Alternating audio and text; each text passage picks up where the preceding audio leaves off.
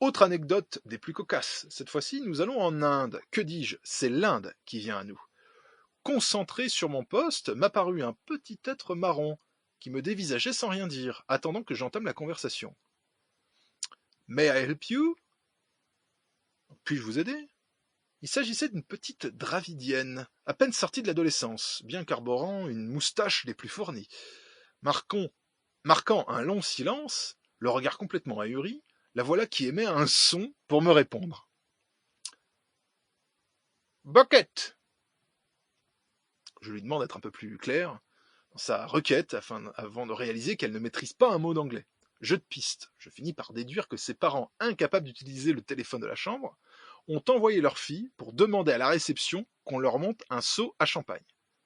Champagne bucket? With ice? Yes, yes, bucket! Me répond-elle. Je sens pourtant une incompréhension persistante, quelque chose de pas clair. Je vais en cuisine chercher un seau à champagne pour lui montrer. Au passage, je constate qu'elle est en pyjama, dans le hall de l'hôtel. Comme susdit, les extra-européens sont persuadés que le fait de payer leur donne une licence pour se comporter comme s'ils étaient dans leur salon.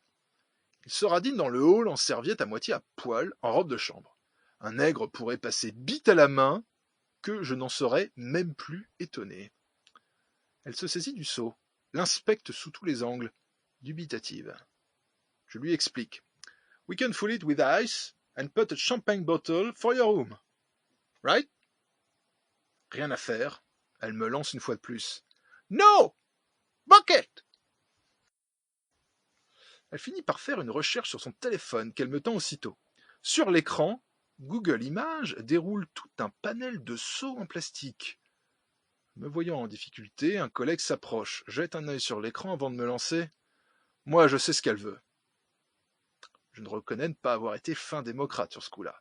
La thématique des chieurs de rue ayant pourtant été maintes fois abordée ici. La dravidienne ne savait comment utiliser les toilettes de l'hôtel et demandait un seau dans lequel elle pourrait déféquer son étron du Pendjab. Heureusement que mon collègue était là, encore un peu, et notre crasseuse du Bengale chiait dans un seau à champagne 5 étoiles. Quelle belle métaphore c'eût été de la sombre période que nous vivons. Nous l'avons finalement envoyé chier sans seau ni champagne. Oh putain, c'est une des plus belles anecdotes que j'ai eu à lire dans l'émission, je dois le confesser.